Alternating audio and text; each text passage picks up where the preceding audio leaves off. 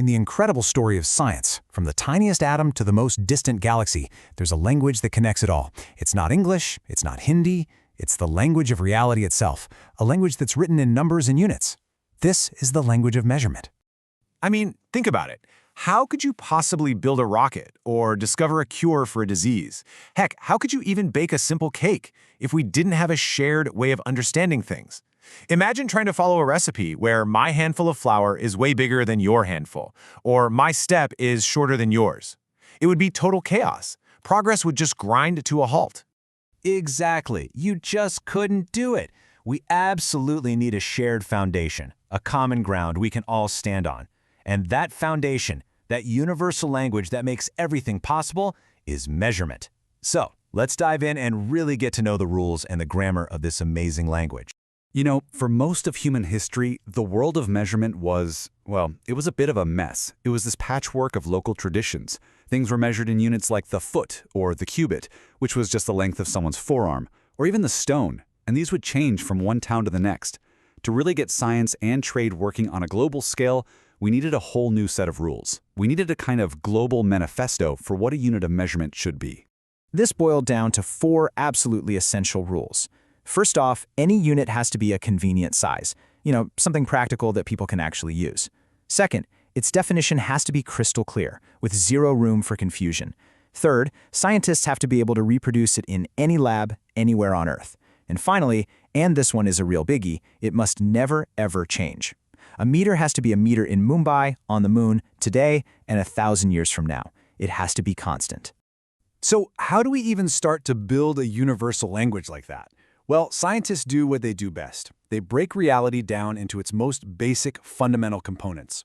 You can almost think of it like finding the primary colors of the universe, the basic ingredients that you can mix together to create everything else. And these primary colors of physics are what we call fundamental units. They're the absolute bedrock of measurement, things like length, mass, and time. They're totally independent. You can't describe a kilogram using seconds, and you can't define a meter using temperature. They're like the basic Lego bricks of our physical world. So, if the fundamental units are our individual Lego bricks, then derived units are all the cool things we build with them. I mean, you can't describe something more complex like the speed of a cricket ball or the force of the wind with just one type of brick, right? You've got to combine them. Let's take a look at how that actually works. All right, let's build the unit for speed. Think of it like a recipe. What are our ingredients? Well, we need the fundamental unit for distance, which is the meter, and the fundamental unit for time, the second. Now, what's the recipe, the formula? It's simply distance divided by time. So we combine our ingredients according to the recipe, and what's the result? We get our derived unit, meters per second. It's such a simple and elegant way to describe pretty much anything in the universe. So what are these fundamental Lego bricks that scientists all over the world finally agreed upon? Well, that brings us to the international gold standard, the official alphabet of modern science, the SI system of units. That stands for Système International, which is just French for international system. And here they are, the magnificent 7. It is truly amazing to think that with just these 7 fundamental units, we can create a derived unit for every single physical thing we've ever discovered. This is it. This is the complete alphabet we use to write the story of our universe, from the mass of an electron to the temperature of a star billions of light years away. And when you put it all together, the 7 fundamental units and all the countless derived units you can build from them, you get what's officially known as a system of units. It's a complete dictionary and grammar book for the language of science. Okay, so we've got the language, we've got the grammar, but how do we actually speak it? How do we do the actual measuring out in the real world? Well, for that, we need tools. And as you're about to see, when it comes to precision, not all tools are created equal. Let's start with a tool we've all used, a simple ruler. Let's say you use it to measure a pencil, and you get a reading of, about 2.6 centimeters. That's a good start, right? It gives you a decent idea of the length, but it's only accurate to 1 decimal place. But what if decent isn't good enough? In fields like engineering or surgery, being off by just a little bit can be a huge problem. We need to zoom in to get a much more detailed, a much more exact reading. So how do we get more precise? We upgrade our tools. Meet the Vernier Caliper. Now, this instrument is a serious step up. You can see it has a main scale, which is kind of like a ruler, but it also has this smaller, sliding scale. That's called the Vernier scale, and this clever design lets us measure tiny fractions of a millimeter, a level of precision that a simple ruler just can't even dream of. So what's the secret? How does it work? It all comes down to a really important idea called least count. The least count is simply the smallest value that an instrument can accurately measure. Now, for your standard ruler, that's usually 1 millimeter. But a vernier caliper has a much, much smaller least count because it uses that sliding scale to measure the tiny gaps in between the millimeter marks on the main scale. It's brilliant. So having a super precise tool is great.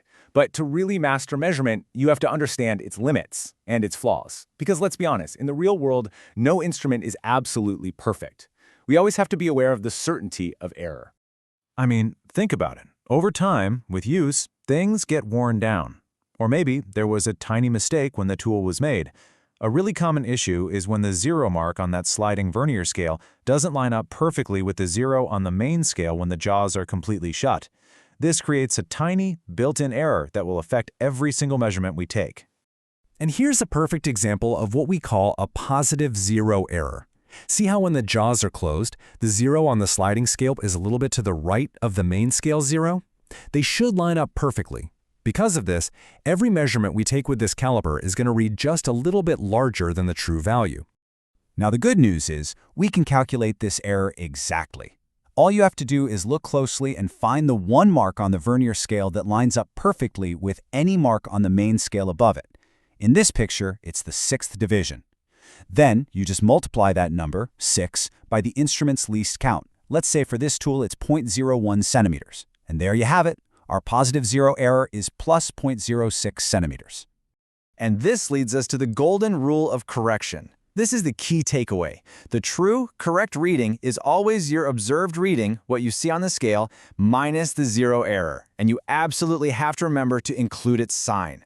So if our tool showed 1.46 centimeters, we'd subtract our positive error of 0.06 centimeters and get the true value, 1.40 centimeters. It's the secret to getting the right answer from a flawed tool. And that's really the big lesson here. True mastery in science isn't just about knowing how to use the tools. It's about being a detective, about knowing your instrument so well that you can see past their little imperfections to find what's actually true. It's about accounting for the certainty of error so you can achieve the certainty of knowledge. So, if measurement truly is the language of reality, what new sentences will we write? What new stories will we tell as our instruments get more and more precise? What new discoveries are out there just waiting for us to find the right words to describe them?